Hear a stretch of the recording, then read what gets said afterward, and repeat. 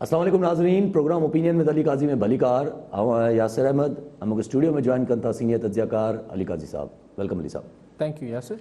अली साहब, कल बशीर मेमण साहब इल्ज़ाम है प्राइम मिनिस्टर साहब थे, लॉ मिनिस्टर साहब थे, अड़े नमूने शहजाद अकबर साहब थे, वरी FBI जे चेयरमैन थे। अॼु वरी प्राइम मिनिस्टर साहब जवाब ॾिनो आहे उन्हनि खे।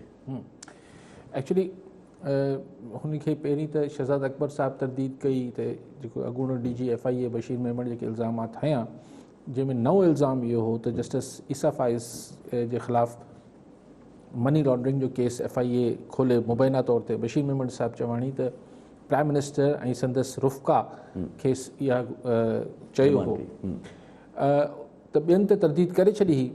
बाक़ी इंतज़ार हो प्राइम मिनिस्टर साहब जो, त प्राइम मिनिस्टर साहब वज़ीर आज़म इमरान ख़ान बि तरदीद कई त न, मूं अहिड़ो कुझु बि बशीर मेमण खे कोन चयो, मूं त सिर्फ़ु ख्वाजा आसिफ़ जे अकामे ते जांच करण लाइ हुनखे चयो हो ऐं बाक़ी हू मूंखे बशीर मेमण ओमनी ग्रुप ते ब्रीफिंग ॾियणु ईंदो हो त छा हुन केस में कीअं हले पई प्रोसीडिंग, हुनजी जांच कीअं पई हले। ज़ाहिर ही ओमनी ग्रुप वारो जेको सॼो ही जेको छोले वारे ऐं पटाटे वारे जेके बेनामी अकाउंट्स वारो केस हो, बशीर मेमण साहब जी DG FIA हुआ त उन महिल ही केस तेज़ी सां अॻिते वधियो हो।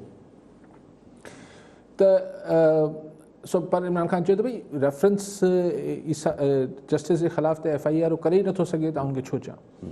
मूं तव्हांखे पहिरें ॾींहुं बि इहा गुज़ारिश कई हुई त 4 माण्हू चवंदा त अहिड़ी का ॻाल्हि न थी आहे। हिकिड़ो बशीर मेमण चए थो अहिड़ी ॻाल्हि थी आहे, साबिती ॿिन्ही धुरियुनि वटि न आहे, पर ज़ाहिर आहे त 4 चवंदा त न थियो आहे त हिकिड़े जी ॻाल्हि खे मतिलबु अगरि पाण उहे राजूणी हिसाब में ॾिसूं त हुनखे एतिरो मान न मिलंदो। लेकिन हिते को राजूणी कोन पई थिए, हिते ॻाल्हि थिए पई त सियासी। ज़ाहिर इहो जेको बशीर मेमण बुल ठाहे ॾिनो आहे उहो उन ते नवाज़ लीग ख़ासि तरह कैपिटलाइज़ करे पई। पीपल्स पार्टी एतिरो हिन ते नथी ॻाल्हाए, तव्हां ॾिसी नोट करे वरितो हूंदो, छाकाणि त हुनखे बशीर मेमण साहब सां पीपल्स पार्टी खे पाण बि तहफ़ुज़ात आहिनि बशीर मेमण ते। तंहिंजे करे पीपल्स पार्टी हिन खे कैपिटलाइज़ न पई करे या पोलिटिकली एक्सप्लॉइट न पई करे, पर नवाज़ लीग हिन खे मैक्सिमाइज़ करे पई ऐं चए पई त जुडिशल कमीशन बि ठाहियो, ही बि कयो, हू बि कयो। पर वरी आउं ॻाल्हि पियो कयां त इहो को चरॿेली त थींदी कोन, बाहि में लंघाइबो आहे त सच केरु थो ॻाल्हाए। असां वटि बलूचिस्तान में थींदो आहे या हाणे सिंध में कुझु हिसनि में बि थींदो आहे। त आख़िर केरु 5 माण्हुनि मां हिकिड़ो माण्हू चए पियो त इहा ॻाल्हि इमरान ख़ान साहब कई आहे ऐं हुनजे रुफ़का कार बि कई आहे। उहे 4 चवनि था कोन कई आहे। साबिती कीअं ईंदी? छा प्राइम मिनिस्टर ऑफिस में अगरि को खुफ़िया रिकॉर्डिंग थींदी आहे, उहा का रिकॉर्डिंग निकिरी अचे त ॿी ॻाल्हि आहे, बाक़ी त को साबिती त कोन्हे। सो इहो कीअं बशीर मेमण साहब साबित कंदा त हुननि चयो, चवंदो बसि मूंखे चयो आहे, मूंखां कलमो पढ़ाए पुछो। हू चवंदा असांखे कलमो पढ़ाए पुछो, अगरि अदालत में मामिलो हलियो वियो। लेकिन इहे खोड़ किसा पोइ ईअं उथंदा आहिनि, पोइ वेहिजी वेंदा आहिनि। पर फ़ारूक नसीम साहब हिन में जेके कॉन्स्पिरेसी थ्योरी ॻोल्हे पियो, जेका साज़िशी थ्योरी ॻोल्हे पियो फ़ारूक नसीम साहब, उहे ॻोल्हे पियो त कुझु धुरी शायदि को पसे पर्दा को फोर्स आहे जेका एग्ज़ीक्यूटिव यानी हुकूमत ऐं जुडिशरी जे विच में इख़्तिलाफ़ वधाइणु चाहे थी। उहो धुर केरु थी सघे थी ऐं हुन सां हुन धुर खे फ़ाइदो छा थींदो? एग्ज़ैक्टली। सो इहो कमु त ख़ुदि पाण ॾिठो त जुडिशरी सां हिन हुकूमत जे दौर माज़ी जी हुकूमतनि जा बि इख़्तिलाफ़ रहिया आहिनि, पर हिन हुकूमत ईसा फाइज़ साहब जे केस में पाण रेफरेंस फाइल कयो। जी हा, सदर तकड़ में प्राइम मिनिस्टर सदर खे मोकिलियो ऐं सदर फाइल कयो, जेको हाणे कलअदम करार ॾिनो वियो आहे त तव्हां जुडिशरी खे त पाण इंगेज कयो। उनखां पोइ जेको कल्ह लाहौर हाई कोर्ट जे चीफ जस्टिस ॻाल्हायो आहे उहो त अलॻि कहाणी आहे। सो जुडिशरी में हिकिड़ी जेका हिकिड़ी जुडिशरी जे हिकिड़े हल्के में पाण खे ॾिसी सघूं था त हिकिड़ी पाण खे थोरो एग्ज़ीक्यूटिव ॾे थोरे रिज़र्वेशन्स नज़र अचनि थियूं। लेकिन बहरहाल जजनि खे अल्टीमेटली बाय द बुक ऐं बाय द लॉ हलणो आहे। सो हाणे इहा मूंखे फ़ारूक नसीम पाण ॿुधाए सघे थो त इख़्तिलाफ़ केरु थो पैदा करे। अली साहब, पर अगरि जे हुकूमत चवे थी त असांजे विच में कोई इख़्तिलाफ़ पैदा करण जी कुझु कयो त हुकूमत रेफरेंस बि पाण दायर कयो। उनखां पोइ जेके हुकूमती वज़ीरनि जा जेके बयानात हुया उहे बि त काफ़ी ख़ौफ़ज़दा हुया, उहे बि त जुडिशरी जे काफ़ी माना इन्वॉल्वमेंट कनि पिया उन्हनि खे, जेके चौधरी फवाद जा जी उन्हनि बि ईसा फाइज़ साहब ते रखी ॻाल्हि पे कई न। ॾिसो ॻाल्हि इहा आहे त जुडिशरी जेका ही जुडिशरी पाण ॾिसूं था हिन जी बि हिकिड़ी तारीख़ आहे। ही तमामु वेझर जी तारीख़ आहे जॾहिं चौधरी इफ़्तिख़ार साहब खे एमरजेंसी जी सूरत में हुननि फारिग कयो हो जनरल मुशर्रफ साहब, एमरजेंसी खां अॻु फारिग कयो, एमरजेंसी सूरत में फ़र्क़ु पियो वरी पोइ त हुन खां पोइ हू तहरीक हली, पोइ तहरीक वकला तहरीक खां वधी करे सिविल सोसाइटी जी तहरीक ठही वई ऐं पोइ हू बहाल थी विया। पोइ उन्हनि हिकिड़ी जुडिशियल एक्टिविज़म न पर की आउं चवंदुसि ओवर एक्टिविज़म ॾे हलिया विया ऐं प्राइम मिनिस्टरनि खे फारिग करणु शुरू थी विया त तव्हां मुंहिंजे हुकुम नथा मञो, तव्हां फारिग कयो, तव्हां हीअं आहियो, पकोड़ा छो महांगा आहिनि, खंडु छो सस्ती आहे, मतिलबु उहो सभु कुझु थियणु शुरू थी वियो। उहो असां हिकिड़ो लका ॾिठो। पोइ ख़ुदि बाद में आसमा जहांगीर मरूमा गुज़ारे वियूं आहिनि, उन्हनि ऐं एहतजाज अहसन साहब बि चयो त असां चौधरी इफ़्तिख़ार साहब एतिरो डिज़र्व न पियो करे जेतिरो असां हुन लाइ विढ़ियासीं। लेकिन मुंहिंजो ख़्यालु आहे त उहो हिकिड़ो फ़र्द जो किसो न हो, हिकिड़े इदारे जी बहाली ऐं हिकिड़े इदारे जी ख़ुदि मुख़्तारी लाइ हू तहरीक हुई। लेकिन पोइ जीअं चौधरी पोइ चीफ जस्टिस साहब हो असांजा निसार साहब, छा नालो ईअं साकिब निसार साहब, डैम लाइ पैसा वैसा जमा करणु शुरू थी विया। हू सईद खोसा साहब हुआ, आसिफ सईद खोसा साहब हुआ, उन्हनि मतिलबु हाणे गॉड फादर जा कोटेशन्स लिखणु शुरू करे छॾिया, सिसिलियन माफिया ऐं सभु शयूं लिखणु शुरू करे छॾियूं। ऐं नवाज़ शरीफ़ ते केस शुरू थियो, पनामा केस, ऐं ॻाल्हि वॾी निकिती अकामा केस ते वञी खुटो ऐं हुनखे नाहिल कराए ॾेई छॾियो। आर्टिकल 62, 63 सो मतिलबु हीउ जेको जुडिशरी बहाल यानी जेको एक्टिव जुडिशरी या आज़ादु जुडिशरी बहाल थी, उन्हनि 2 वज़ीर आज़म न खाधा। हिकिड़ो यूसुफ रज़ा गिलानी खे फारिग कयो चौधरी इफ़्तिख़ार ऐं जेको नवाज़ शरीफ़ खे ॿी फारिग कयो जुडिशरी।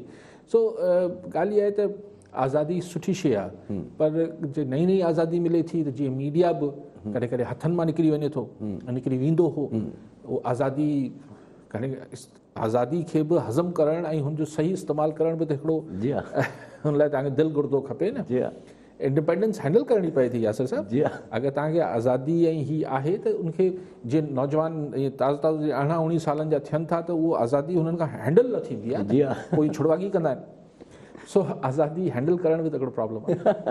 ठीकु आहे अली साहब हीअ त रहियो चलो गवर्नमेंट जो अहवालु। ऑपोज़िशन जे हवाले ते अचे त मौलाना फज़ल रहमान चवे थो त PDM में पीपल्स पार्टी जेका आहे उहा PDM में पीपल्स पार्टी जी ख़्वाहिशमंद वापसी जी ख़्वाहिशमंद आहे पीपल्स पार्टी ऐं इतिहाद बरक़रार आहे। हुननि जो चवणु त नून लीग जी जेका हाणे सरबराही कंदो, मतिलबु जेका PDM में सरबराही कंदो उहो शहबाज़ शरीफ़ कंदो, ऐं हुननि जो चवणु त शमूलियत में असां त पीपल्स पार्टी लाइ का बि रिक्वायरमेंट मतिलबु का बि असां रुकावट न विधी हुई, बाक़ी पीपल्स पार्टी असांजो मौक़िफ़ तस्लीम करे ऐं वज़ाहत ॾे ऐं वापसि अचे।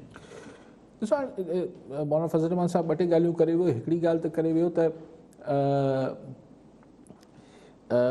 पीपल्स पार्टी ख़्वाहिशमंद आहे। हाणे इहो पोइ मौलाना फज़ल रहमान खे कन में अची ॿुधायो हूंदो, छाकाणि मीडिया में अहिड़ी ॻाल्हि पीपल्स पार्टी न कई आहे त हू वापसी लाइ ख़्वाहिशमंद आहिनि। सुठी ॻाल्हि आहे। ऐं जीअं पाण कल्ह टियों ॾींहुं बि डिस्कस कयो पिए त जेको शहबाज़ शरीफ़ जी वापसी खां पोइ अगरि मुफ़ाहमती डगर ते हलणो आहे त पोइ पीपल्स पार्टी त पाण बि चाहे पई त भई कुझु इन हाउस कुझु स्टाब्लिशमेंट सां मामलात करे कुझु ठीकु करे ऐं कुझु रस्तो कढो। त शहबाज़ शरीफ़ साहब बि उन ई सोच जो आहे त हाणे पीपल्स पार्टी लाइ या ANP लाइ वापसि अचणु को ॾुखियो न आहे। पर हाणे ॾिसूं न मौलाना साहब ही जेको शर्त रखनि पिया त हू यूसुफ रज़ा गिलानी खे लीडर ऑफ अपोज़िशन ठाहिण वारो जेको हुननि जो अमल हो ऐं बाप खां वोट वठणु सेनेट में जेको अमल हो उनजी वज़ाहत हू चाहिनि पिया, हिकिड़ी ज़िद रखे वेठा आहिनि, हिकिड़ी तस्लीम करण लाइ तयारु आहियूं। हा, मतिलबु हू चवंदा त असीं जेको आज़ादु ॾींदा असीं क़बूले वठंदासीं। हीअ अजीब वज़ाहत आहे। सो हाणे मतिलबु हीअ हिकिड़ो ॾाको अची वियो जंहिंखां पोइ मौलाना साहब शायदि थी सघे थो त आख़िर में चवंदा हा मूंखे कल्ह आया राति जो मूंसां ॻाल्हाए विया आहिनि, बसि वज़ाहत थी वई आहे। ठीकु आहे, ठहणो हूंदो आहे सियासत में त वॾी लचक ॾेखारबी आहे, वॾी ॾेखारणी पवंदी आहे कॾहिं कॾहिं त। ठीकु आहे अली साहब अगरि जे जीअं फ़ारूक नसीम साहब इहा ॻाल्हि कई त हिकिड़ो सुवालु अचे थो ज़हन में, जीअं तव्हां बि ॻाल्हि कई त अगरि कॉन्ट्रोवर्सी कोई ॻोल्हण जी कोशिशि करे थो, पर उमूमन जॾहिं नून लीग जी गवर्नमेंट हुई जॾहिं अहिड़ा इशूज़ अचनि पिया त नून लीग त मतिलबु हाणे अची साम्हूं अचे थी त भाई कंहिं कयो, हुननि जा इल्ज़ामात लॻनि था पिया नून लीग जा, त असांखे कंहिं चयो, कंहिं कीअं कयो, छा कयो, कंहिंजी इन्वॉल्वमेंट हुई। पोइ जेके जंहिंजी इन्वॉल्वमेंट नून लीग चवंदी आहे उहे त बज़ाहिर PTI सां गॾु आहिनि, त पोइ ही कंहिंजे लाइ कॉन्स्पिरसी जी ॻाल्हि कनि था पिया। फ़ारूक नसीम साहब ज़ाहिर आहे उहो अणसिधी तरह चवंदा हूंदा त बशीर मेमण खे जेको आहे उहो नवाज़ लीग वारा यूज़ कनि पिया, इशारो त ओॾे हूंदो न, एस्टैब्लिशमेंट ॾे न हूंदो। फ़ारूक नसीम जो इशारो हूंदो त नवाज़ लीग वारा बशीर मेमण खे या इन टाइप जो को बि मामिलो करे ऐं जुडिशरी ऐं एग्जीक्यूटिव जे विच में इख़्तिलाफ़ पैदा करणु चाहिनि था। लेकिन हाणे जुडिशरी हिकिड़े माण्हू जे बयान ते त कोन इख़्तिलाफ़ पैदा थी वेंदा, पूरा अमल आहिनि। हाणे जस्टिस ईसा फाइज़ खे as a person, as a जज त ठीकु आहे, उहो इंडिपेंडेंट रहंदा, लेकिन एज़ अ पर्सन जिन जी मिसिस जेके आहिनि सरीना साहिबा बि कोर्टनि में हलियूं, FPR में धका खाधऊं, त हुननि खे बशीर मेमण जे बयान जी खां पोइ त हू न चवंदा हा यार हुकूमत असां सां ज़्यादती कयो। उन्हनि खे उहे जेके बि ग्रीवेंस हूंदा, जेके बि ॾुख ऐं शिकायतूं हूंदियूं सरकार सां, हुकूमत सां, एग्जीक्यूटिव सां, उहो त बशीर मेमण जो बयान और नो बयान हुजे न हुजे, ईसा फाइज़ साहब खे त उहो शिकायत हूंदी न, या जिन्हनि बि जज साहिबान खे शिकायतूं हूंदियूं त हूंदियूं। ठीकु आहे अली साहब NA 249 अॻिते वधूं पिया। NA 249 जो इलेक्शन असां वटि हले पियो, अञा बि सिलसिलो अचणु शुरू आहे, रिज़ल्ट्स अञा टोटल कंप्लीटली न आया आहिनि, पर जेतिरा रिज़ल्ट्स आया आहिनि उन हिसाब सां PMLN नंबर 1 ते हले पई, पीपल्स पार्टी 2nd ते, PSP 3rd ते। मूंखे त ख़बर न आहे त ॿ शयूं हैरान कुन आहिनि। 249 हिकिड़ी शइ त इहा हैरान कुन आहे त मुस्तफ़ा कमाल साहिब खे छो अची शौक़ु खयो त हितां इलेक्शन बीहे, वरी हिकिड़ो भरम हो, भरम में रखे आहे पार्टी जो सरबराह हरू भरू वेही, ज़ाहिर में किथां खटंदो। जी हा। ॿी मूंखे हैरत पई थिए त हू जेके तहरीक लबैक आहे, TLP आहे, उन ते बैन पियल आहे न। जी हा, बैन। पोइ हुनजो उम्मीदवार हींअर इलेक्शन कीअं बि विढ़े। जी हा, इलेक्शन बि विढ़े थो, हुनजो वोट बि मिलनि पिया हुनखे, ऐं हुनजे पंहिंजे ई जेको निशान अथनि, इलेक्शन सिंबल आहे, उन ते इलेक्शन पिया विढ़नि। तो बंदिश किथे हुई मिड़ी छा उहो जाली नोटिफिकेशन जारी थियो छा? कमाल थी वञे थो यार, तव्हां एतिरो त न कयो, त कुझु तो भरम रख। हा उहो छा शेर आहे, कुझु त भरम रखो यार। दिली दुखाने के लिए आहे ॻाल्हि इहा आहे त इहो कहिड़ो तरीक़ो आहे। मां नथो चवां बैन कयो, बैन तव्हां कयो आहे। हाणे नज़रसानी जी हुननि अपील कई आहे, भई नज़रसानी जी अपील तव्हां क़बूले वठो, पाण अरहा छो थींदासीं। पर उनखां अॻु इलेक्शन कमीशन अलाए छा पई करे, छा इलेक्शन कमीशन जो नोटिफिकेशन न वियो। जी हा, इलेक्शन सो ही ॿ हैरतूं त थियूं मूंखे। ख़ैर असांजे मुल्क में अहिड़ा हैरान थियण में को एतिरी अजीब ॻाल्हि बि न आहे, पर मूंखे हिन ॿिन्ही ॻाल्हियुनि खां वधीक हैरानगी थींदी अगरि मुफ्ता इस्माइल हाराए वियो। बसि हिनखे हिते छॾियो। ऐं सिधी ॻाल्हि कयां पियो त अगरि ही ॿ त हैरान कुन कमनि त हिनखे के खुटी खईं मुस्तफ़ा कमाल खे, ऐं हुननि ते बैन हूंदे हू इलेक्शन कीअं पिया वणनि TLP वारा। पर इहो ख़ैर जहिड़ी ॻाल्हि आहे, नंढी नंढी हैरानगियूं आहिनि। हिन खां वॾी मूंखे हैरानगी थींदी अगरि मुफ्ता इस्माइल हाराए वेंदी। अच्छा, पर वोटर टर्नआउट त तमामु घटि आहे। ज़ाहिर थींदो वोटर टर्नआउट, बाई इलेक्शन्स में कॾहिं वोटर टर्नआउट वधीक हूंदो आहे। स्पेशली तव्हां लॉकडाउन कयल आहे, हैरासमेंट आहे, करोना आहे, कोविड आहे, त उनमें टर्नआउट त घटि ई थियणो, लेकिन उनमें बि अगरि मुफ्ता इस्माइल हाराए वियो त मूंखे हैरानगी थी। ठीकु आहे साहब, माना ॿिए कंहिंजी फ़िलहाल उमेद एतिरी न रखिजे ॿिए खे। ठीकु आहे, ठीकु आहे साहब। अली साहब, गवर्नर सिंध ऐं फवाद चौधरी साहब जेको आहे उहो प्रेस कॉन्फ्रेंस कई, जंहिंमें गवर्नर सिंध साहब जो चवण त जहांगीर तरीन उहे ई केसिस कटींदो जीअं ऑपोज़िशन जा माण्हू जेके आहिनि उहे केसिस खे माना गुज़रनि था पिया केसिस मां, ऐं उमेद आहे त जहांगीर तरीन जेको आहे उहो मतिलबु छा चइबो आहे हिनखे त बरी थी वापसि ईंदो बाइज़त की भई हुनजे मथां का शइ न आहे। ऐं हुननि जो चवण त अली ज़फ़र साहब खे अपॉइंट कयो वियो आहे, अली ज़फ़र साहब खे चयो वियो आहे त हुनजे मथां जेको आहे शुगर कमीशन जे मथां ॾिठो वञे त कीअं हुननि जे स्कैंडल में कीअं नालो आयो आहे, छा थियो आहे, ऐं जहांगीर तरीन साहब खे हुनजे मथां एतबार आहे। अली ज़फ़र हिकिड़ा कॉम्पिटेंट लॉयर आहिनि, बैरिस्टर आहिनि, young man and very competent. ही SM ज़फ़र साहब जा फर्ज़ंद आहिनि, ऐं SM ज़फ़र साहब तमामु असांजा झूना कानूनदान बि ऐं सियासतदान बि। अयूब ख़ान साहब जे ज़माने सां उनजा लॉ मिनिस्टर रहिया SM ज़फ़र, ऐं मतिलबु अक्सर हुकूमती अदवार में हुननि जो हिकिड़ो कानूनी मशवरनि जे हवाले सां अहम रोल रहियो। उनजा फर्ज़ंद आहिनि। हाणे उहो अगरि जांच कंदा ऐं अगरि इहो सम्झंदा त इहे केसिस जहांगीर तरीन जे ख़िलाफ़ु ग़लति दाख़िल थियल आहिनि, त त बसि ख़तमु थी वेंदा, त ख़तमु थी वेंदा त तकड़ में ख़तमु थी वेंदो मामिलो, जी हा। जहांगीर तरीन साहिब आज़ादु थी वेंदा। पर जे अगरि हू चवनि था न ख़तमु थींदा त पोइ ही अदालतनि मां त एतिरो तकिड़ो फ़ारिग नथो थिए, पोइ गवर्नर इस्माइल साहिब खे इंतज़ारु करिणो पवंदो त हू आजो थिए, छाकाणि त पोइ अदालतनि में मामला त पाण वटि हलंदा आहिनि।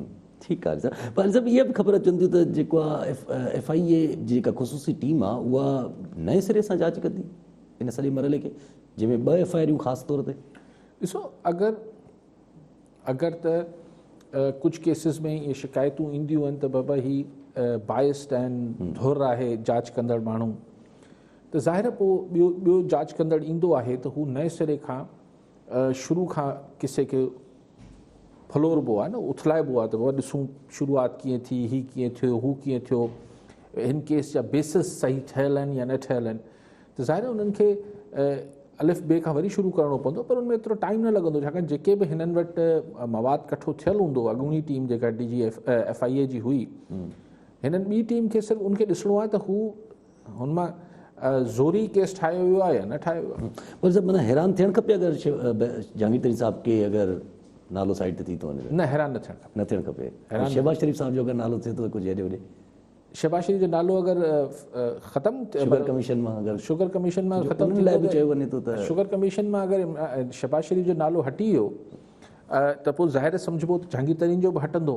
पर अगरि सिर्फ़ु जहांगीर तरीन जो हटियो, शहबाज शरीफ़ लाइ इमरान ख़ान हैरान थी वेंदो अगरि शहबाज शरीफ़ जो नालो आजो थी वियो, पोइ त उहा ई ॻाल्हियूं शुरू थी वेंदी, उहा ई थ्योरी शुरू थी वेंदी जेको कंहिं ज़माने में थ्योरी हुई मार्केट में, त इमरान ख़ान जो जेको नेमल बदल आहे उहो शहबाज शरीफ़ आहे, ऐं शहबाज शरीफ़ ते असांजी इस्टेब्लिशमेंट बि जेको आहे उनखे क़बूले वठंदी, इहा उहा थ्योरी आहे। ऐं शहबाज शरीफ़ ई बेसिकली अगरि मथे अची वञे थो त हीउ जेको GT रोड जो नैरेटिव आहे उनजो ही हिकिड़ो पोलाइट वर्जन हूंदो, हिकिड़ो उहो थधो करण में जेको GT रोड ते हीअं टेम्परेचर आहे, सियासी टेम्परेचर आहे, उनखे थोरो माठो करण में बि शहबाज शरीफ़ साहिब जो मतिलबु अगरि हुननि खे मुतबादिल तौरु आंदो वञे, ऐं हू डूअर बि आहे, ही बि आहे, हू बि आहे, जेको बि शहबाज शरीफ़ लाइ ॻाल्हियूं आहिनि। लेकिन शहबाज शरीफ़ हींअर कीअं थो अची सघे, उहो सिर्फ़ु हिकिड़ी सूरत अची सघे थो त इन हाउस चेंज अचे। इन हाउस चेंज ते छा नवाज़ शरीफ़ ऐं मरियम नवाज़ मञंदा, इहो हिकिड़ो अलॻि सुवालु आहे। पर सभु ईअं त थी सघे थो त बाक़ी बचो आहे कुझु टाइम शहबाज शरीफ़ साहिब जो अगरि को ईअं कैलिबर अगरि ईअं साफ़ थींदो वियो त पोइ नेक्स्ट इलेक्शन में त ही कैन राइज़ एज़ हीरो। ॾिसी, next election Nawaz league vote वठी ईंदी न, शहबाज शरीफ़ थोरी वठी ईंदो। पोइ त मर्ज़ी आहे न नवाज़ शरीफ़ जी त हू नवाज़ लीग जो प्रीमियर जो या प्राइम मिनिस्टर जो कैंडिडेट कंहिंखे थो ठाहे, धीउ खे या भाउ खे, उहो हिकिड़ो अलॻि सवाल थी वेंदो, उहो अञा दिल्ली दूरस्त। लेकिन हींअर अगरि इन हाउस चेंज अचे थी त न नवाज़ शरीफ़ कैंडिडेट आहे न मरियम नवाज़ कैंडिडेट आहे। जी हा, इहे ॿई न। ऐं इहो ज़ुल्म त नथा करे सघनि त असीं ॿई बि न, या नवाज़ शरीफ़ बि न, शहबाज शरीफ़ भाउ खे बि न कंदो, ज़ाहिर पोइ भाउ लाइ एग्री कंदो। भाउ लाइ एग्री कंदो त GT रोड ते जेका कावड़ आहे हींअर, उहा कावड़ थधी थींदी त भई ठीकु आहे, शरीफ़ ख़ानदान जो माण्हू अची वियो, ठीकु आहे। ॾिसो बेसिकली अगरि पाण इनखे थोरो अगरि अञा थोरो हिन में तफ़सील में वञूं त हींअर जेको असांजा मुक़्तदरा हल्का या जेको बि इस्टेब्लिशमेंट या जेको बि नालो तव्हां ॾियो, हिननि खे असांजी तारीख़ में जेको हिननि जे पॉलिटिकल पावर खे क्वेश्चन कयो वियो आहे, एतिराज़ उथारिया विया आहिनि, हुनजे ख़िलाफ़ु रद्दअमल आयो आहे, जेको बि तव्हां चओ उहो आयो आहे नंढनि सूबनि मां, बलूचिस्तान मां, सिंध मां, KP मां, उहो ईंदो रहियो आहे। उनखे हू टैकल कंदा रहिया आहिनि, उनखे कॾहिं थधो कॾहिं कभी ख़ुशी कभी गम थींदो रहियो आहे।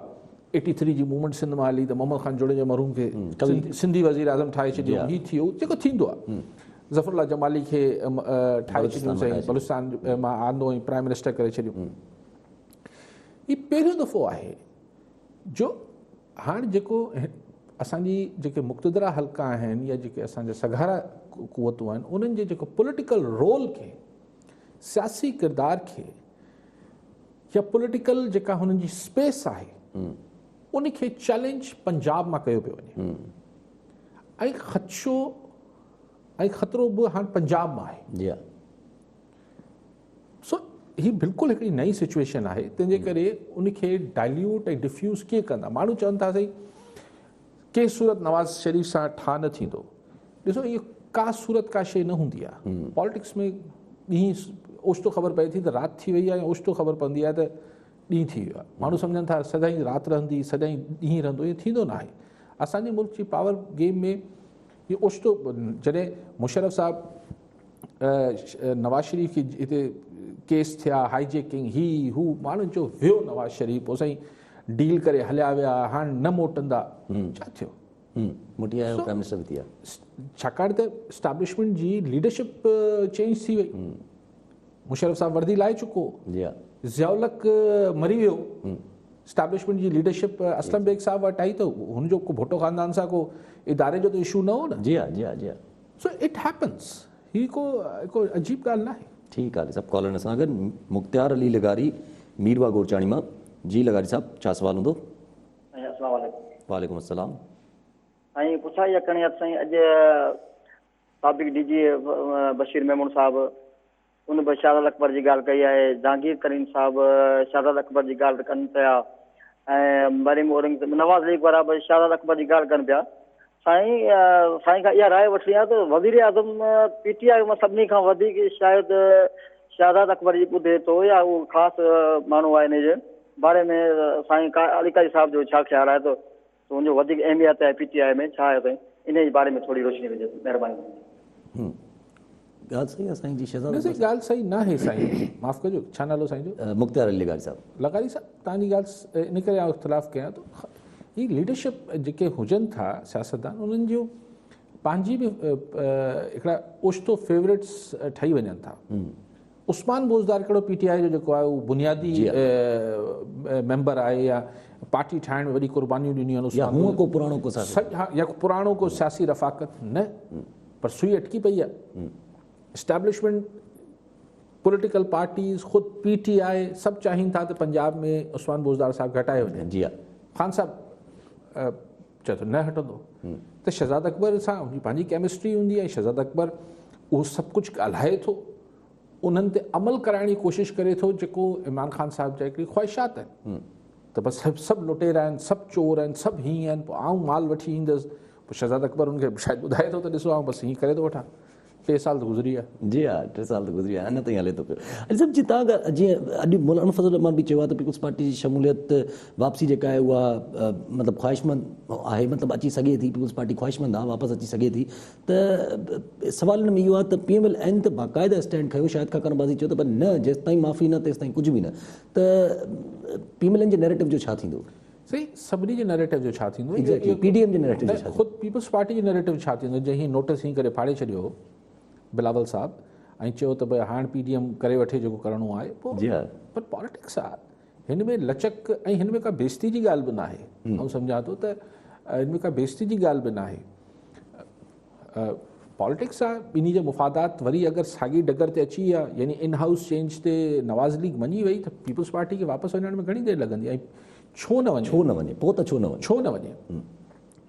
ऐं लेकिन इहा ॻाल्हि जेका मूं तव्हांखे PDM टुटण महिल चई, त इहा ॻाल्हि तव्हां ज़हन में रखो त हाणे नवाज़ शरीफ़ ऐं ज़रदारी साहब जिथे जंहिंजो वरी बुल लॻंदो, उहे हिक ॿिए सां धक कंदा। जी हा, धक कंदा। ठीकु आहे, सभु कॉलर सां गॾु डॉक्टर अहमद लगारी हैदराबाद मां। जी डॉक्टर साहब, छा सुवाल हूंदो? तव्हांजी ऐं साईं खे सलाम। जेको साईं डिस्कशन करे पियो PDM वारी, उन लाइ त साईं हाणे PDM जी जेका बकौल हुननि जो जिदोजहद आहे जमहूरियत जे लाइ, उनखे साईं कीअं थो ॾिसे? ही 3-4 जेके हालात थी विया आहिनि, पीपल्स पार्टी जो स्टैंड, ऐं कोविड जो सेकेंड वेरिएंट जेको आयो आहे, उनजो जेको सिलसिलो हले पियो, जंहिंजे करे सॼो मामलो थियो आहे, त साईं खे ईद खां पोइ वरी स्पीड वठंदे ॾिसे पियो PDM जी सॼी मूवमेंट खे, या साईं खे लॻे थो त अञा it will take some time? साईं जन खे छा ऑप्शन? डॉक्टर साहब, ही जेको PDM हिकिड़े अरसे खां डॉर्मेंट थियल आहे, या हिकिड़ी गैर फ़ाल थियल आहे, that is not because of Covid. त कोविड खां पहिरीं ही जेको पीपल्स पार्टी ऐं NPR सिलसिलो थियो, उन खां पोइ हिकिड़ी अजीब कन्फ्यूजन जो शिकार PDM थी वई। आई डू सी के ईद खां पोइ अगरि ही विच में शहबाज शरीफ़ एलिमेंट जेको आहे या शहबाज शरीफ़ स्कूल ऑफ थॉट जेको आहे, अगरि उहो पंहिंजे भाउ खे ऐं भाइटी खे राज़ी करे वञे थो and he plays some role जेको मौलाना फज़ल रहमान जे थ्रू ही प्ले कनि पिया, त एक्टिविटी कंदी PDM, छाकाणि त पर नॉट नेसेसरली कि वरी हू इस्तीफ़ा या को एक्सट्रीम लेवल ते वञनि, छाकाणि त वरी हुननि खे लॉन्ग मार्च या हिन लेवल ताईं वञण लाइ अगेन दे नीड टाइम, त हू वरी उहो मोमेंटम बिल्टअप करे सघनि। ईअं त कोन्हे त बटन ऑन ऑफ त नथो थी सघे, ज़ाहिर आहे ही वॾा हिकिड़ा सियासी खिलवाड़ थींदा, let me use the polite word, कि कीअं पोइ साईं हू विया, पोइ पर्चिजी विया, पोइ भाकुरूं, पोइ प्रेस कॉन्फ्रेंस, पोइ वाह वाह थी वई, सभु गॾिजी विया, हिकिड़े प्लेटफॉर्म ते वापसि अची विया, जमहूरियत जी फतह थी, यू नो जमहूरियत ही त मसइलो आहे न सॼो। सो जमहूरी को तूं गॾिजी वियूं, पोइ दुश्मन नाकाम थी विया आहिनि, थिंग्स लाइक दैट।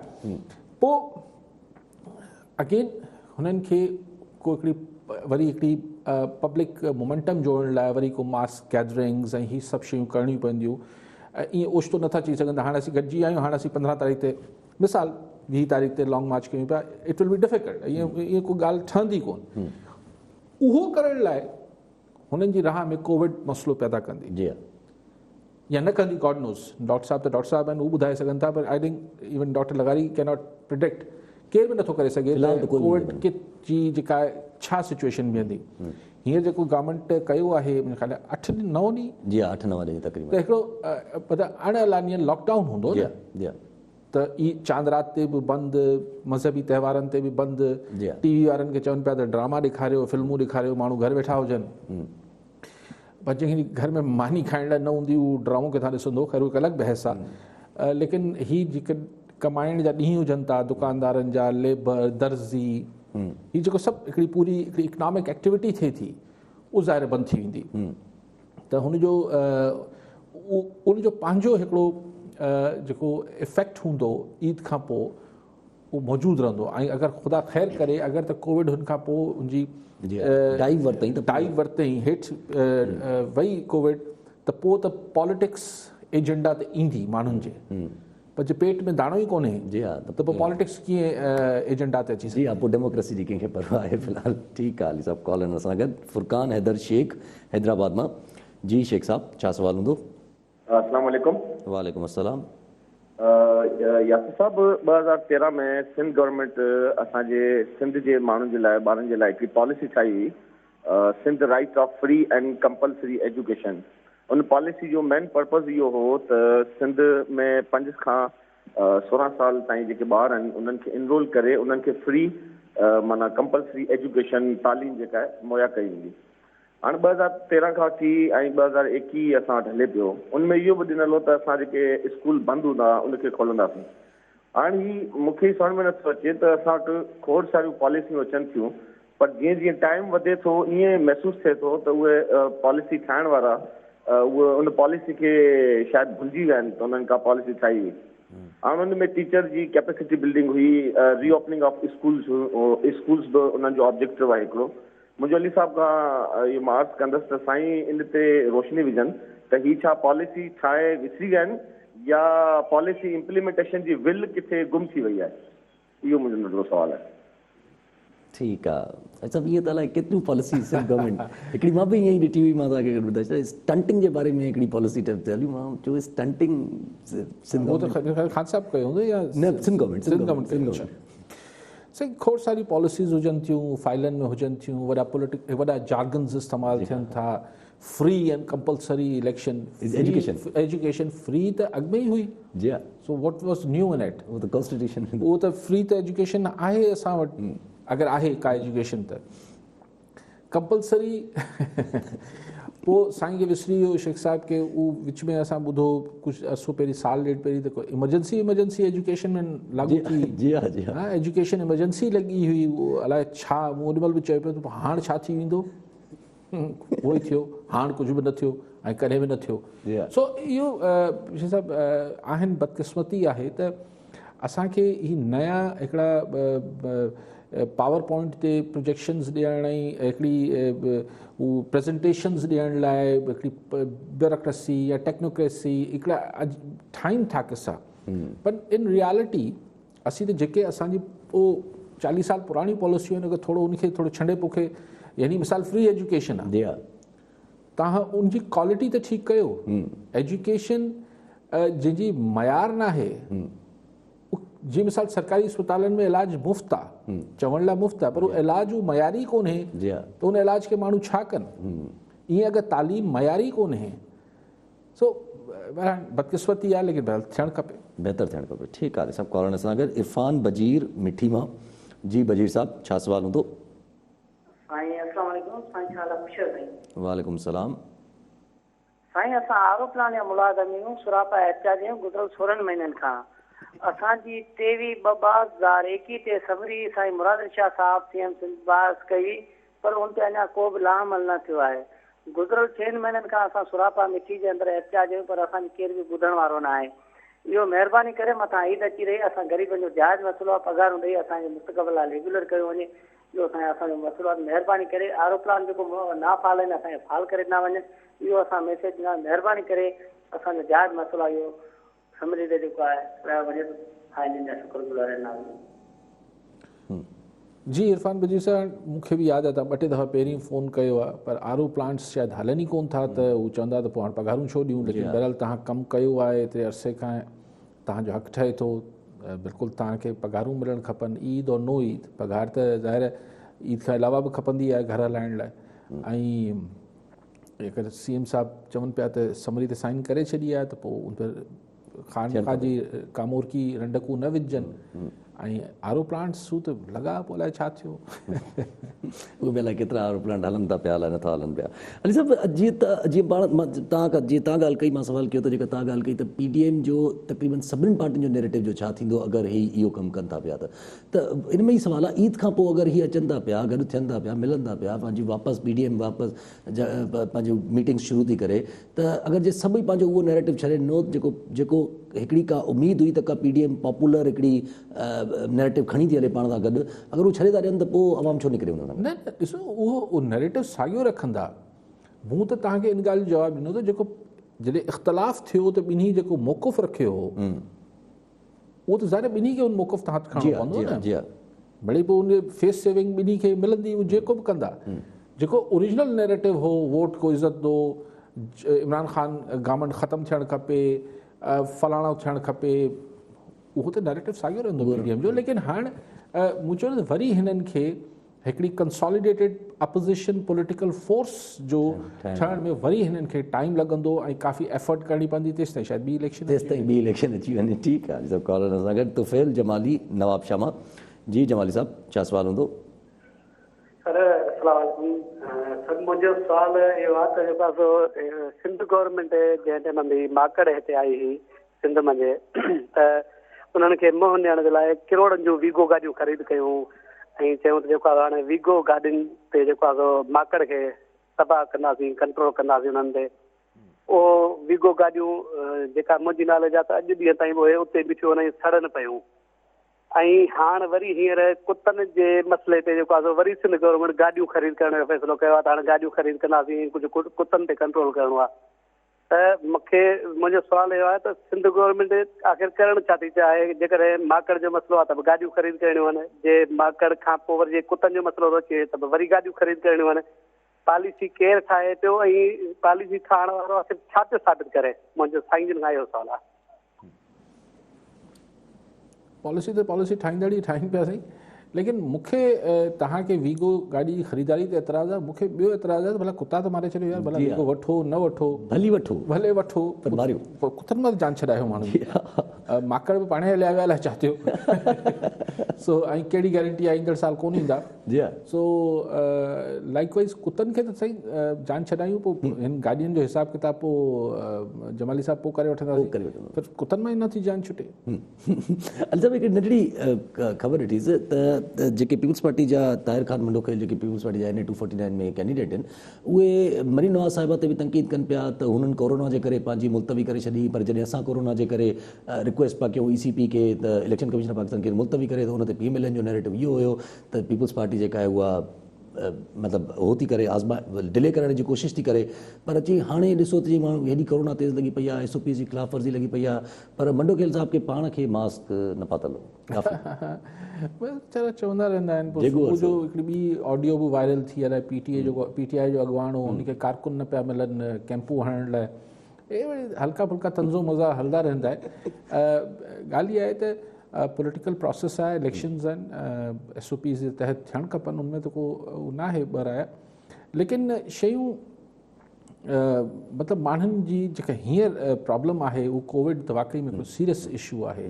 ऐं अगरि ही जीअं हींअर बि इंटरसिटी गाॾियूं बंदि कयूं अथनि, ट्रांसपोर्ट बंदि कई अथनि, हाणे बाज़ार बंदि थी वेंदा, माण्हुनि लाइ हिकिड़ो फाइनेंशियल वॾो हिकिड़ो चैलेंज त साम्हूं आहे। ऐं पोइ ख़ुदा ख़ैर करे इन खां पोइ ख़तमु थी वञे, छाकाणि त अर्ज़ु मूं कल्ह चोॾींहुं तव्हांजे शो में चयो पियो त मसइलो आहे त जेको अमेरिका, इटली, स्पेन हिते जेको कुझु थियो पियो उहो एतिरो हुनजो इम्पैक्ट न हो, पर जेको इंडिया में थियो आहे भर में बिल्कुलु, ऐं हुते असांजी हालतूं बि बल्कि हुननि जी मेडिकल फैसिलिटीज़ बिल्कुलु ठीकु आहे अपग्रेडेड बि आहिनि, लेकिन हिन जे बावजूदि छाकाणि त असीं वॾी आबादी रखंदड़ मुल्क कयूं, सो अलाह ख़ैर करे। अलाह ख़ैर करे। ठीकु आहे। अली साहिबु हिकिड़ी वॾी हिकिड़ी न्यूज़ ॾिठीसि, कल्ह जी न्यूज़ आहे, पर माना अॼु अख़बार में पढ़ीसि त सऊदी अरब जेको आहे उहो कंसीलिएटरी टोन, माना हिकिड़े क़िस्म जी चइजे त दोस्ताना टोन रखी आहे ईरान जी तरफ़। बिल्कुलु ही इंट्रस्टिंग डेवलपमेंट आहे। कुझु ॾींहं पहिरीं ईरान तरफ़ां बि अहिड़ो बयानु आयो त भई सऊदी अरब सां मामला ठीकु थी सघनि था ऐं हुन सां सभु कुझु पिया। सो ही चवनि था त को बगदाद में को टॉक्स थियूं आहिनि, जेको मीडिया में रिपोर्ट थिए पियो, पंहिंजी त का इंफॉर्मेशन बि न आहे। छाकाणि त हीउ जेको हाणे असलो बि अमेरिका ॾियणु बंदि कयो आहे जो बाइडन अचण खां पोइ, ऐं यमन हाणे ड्रेन करे पियो सऊदी अरब खे। मुंहिंजे ख़्याल त जेको हिननि जो वली हींअर आहे क्राउन प्रिंस सलमान बिन सलमान MBS, त MBS जेको आहे उहो एम्बिशियस आहे, थोरो डिफरेंट ॾिसणु चाहे थो। हू सऊदीया में मतिलबु हिकिड़ी मॉडर्न सिटी बि क्रिएट करणु चाहे पियो, जिते टूरिस्ट अट्रैक्ट करणु चाहे पियो, हिकिड़ो वॾी हिकिड़ी हाईटेक सिटी डेवलप करे पियो। ज़ाहिर हू सम्झे थो त हिन तेल ते सॼी ताहयात नथो हली सघिजे, त हुनजो विज़न डिफरेंट आहे। त हू हाणे अगरि भर में यमन मां रोज़ हिकिड़ो मिज़ाइल अची किरे पियो त ज़ाहिर टूरिस्ट किथां ईंदा। ऐं ज़ाहिर ऐं सऊदी ज़ाहिर हिकिड़ी फ़ौजूं हथियार इहे ड्रेन त थिए थो न मुल्क, चाहे केतिरा ई अमीर मुल्क हुजो, तव्हां ड्रेन त थियो था। तो आई थिंक हिकिड़ी सेकेंड थॉट अचे पई। ऐं ईरान सां अगरि यमन खे सेटल करिणो आहे त ईरान सां सेटलमेंट थियणी आहे, ऐं ईरान बि शायदि सम्झे थो त हाणे इनफ। सो अगरि इहे ॾिसूं पाण, अगरि हिन में कोई कॉन्स्पिरेसी थ्योरीज़ न ॻोल्हियूं त यार कॾहिं त हिकिड़ी रियलाइज़ेशन बि त हूंदी आहे त यार छा पिया कयूं, एंड एट वॉट कॉस्ट। पर सवाल इहो आहे त हिकिड़े पासे सऊदीया जेको आहे उहो ईरान सां हिकिड़ी मुफ़ाहमती सोच आणे पियो, ऐं ईरान बि आणे पियो सऊदीया लाइ, पर ॿिए पासे सऊदीया जेको आहे इज़राइल लाइ हिकिड़ी मुफ़ाहमती सोच आणे पियो। इज़राइल अञा ताईं ईरान ॾे सॉफ्ट न पियो थिए। सो ही ट्रायंगल कीअं क्रिएट थींदो, छाकाणि त इज़राइल जो बि मसइलो इहो आहे त हुनजे भर में जेको लेबनान ऐं फ़लस्तीन जेके ही आहिनि बेल्ट आहे, इन ते ज़ाहिर ईरान सां डायरेक्ट हुनजो कॉन्फ्लिक्ट आहे। लेकिन आउं सम्झां थो त हीअ जीअं चाइना जे ईरान सां सेटलमेंट थी आहे, ईअं अगरि अमेरिका G5 सां बि ईरान जी सेटलमेंट थिए थी, सऊदीया सां बि थिए थी, त देरि सवेर पोइ इज़राइल ऐं ईरान जे विच में बि शायदि किथे को शयूं सेटल थियनि, अॻिते हली सेटलमेंट ॾे वञे। हिते जी तरफ़ मोस्टली जेको हिन वक़्तु पीस जी तरफ़ ॻाल्हि वञे थी पई। सुठी ॻाल्हि आहे, मतिलबु पाण उमेद त रखूं त इहा हिकिड़ी सुठी पॉज़िटिव डेवलपमेंट्स आहे। ठीकु आहे सभु आख़िरी अगरि कॉमेंट तव्हां खां वठी वठूं त जीअं तव्हां बि ॻाल्हि कई त लाहौर हाईकोर्ट में जेके मतिलबु केस जी जेका तव्हां ॻाल्हि कई, छा जेको ॾिठोसि, पर लाहौर हाईकोर्ट में माना केस हुयो लैंड ग्रैबिंग जो, उनमें जेके फरीक़ हुया उहे बि काफ़ी पावरफुल, ॿई पासा पावरफुल हुया, पर रिमार्क्स बि ॾाढा जेके आहिनि उहे धुआंधार हुया। Chief justice Lahore high court जो तमामु मतिलबु तमामु सख़्तु बयानु ऐं इंस्टीट्यूशन लाइ पोइ फ़र्दनि जा नाला खयां अथनि, पोइ सभु शयूं कयूं आहिनि। हाणे अदालत सॻोरी आहिनि, कुझु बि चई सघनि था, करे सघनि था, पंहिंजा त पर सड़नि था भाई जी लेकिन तव्हां ॾिसो त ही आस्ते आस्ते हिकिड़ी मुख़्तलिफ़ फोरम्स ते ऐं स्पेशली अगरि जुडिशरी जे फोरम तां इहे शयूं थियणु शुरू थियनि पियूं, जस्टिस ईसा फाइज़ साहिबु पंहिंजे साम्हूं आहिनि, हुनखां हू जेको सती साहिबु शौकत अज़ीज़ सिद्दीकी सिद्दीकी साहिबु लाहौर इस्लामाबाद हाई कोर्ट वारा हुआ, उनखां अॻु पेशावर हाई कोर्ट जा छा वकार सेठी जो मरहूम गुज़ारे विया कोरोना में, वकार सेठ त उन्हनि बि जेको जनरल मुशर्रफ लाइ लिखियो। सो ही हिकिड़ी आहे सिचुएशन आहे, पर हिन ते इंस्टीट्यूशन्स खे स्टेट खे मुंहिंजे ख़्याल आहे त हिक ॿिए सां किथे को हिकिड़ो डायलॉग ऐं हिकिड़ी रिकंसिडर करणु खपे पंहिंजी सॼी पॉलिसीज़ खे, ताकी हिकिड़ी का किथे का हाणे हू स्टेटस को करे करे टुटणु शुरू थी वञे थो। जी हा, त बहितर आहे त हू धड़ाम करे टुटे ऐं हुन में पोइ घणो ख़राबी नुक़सानी अचे, त हुनखे कंहिं रिकंसिलेशन ऐं कंहिं हिकिड़े मुफ़ाहमती अंदाज़ सां पाणे ई रिकंसिडर कजे ऐं पंहिंजी पॉलिसीज़ खे रिकंसिडर करणु खपे। ठीकु आहे अली साहब, वरी महिरबानी अली साहब। नाज़रीन, अॼु जे प्रोग्राम जो वक़्तु पूरो थियो, वरी मिलंदासीं ईंदड़ प्रोग्राम में। दुआ में यार।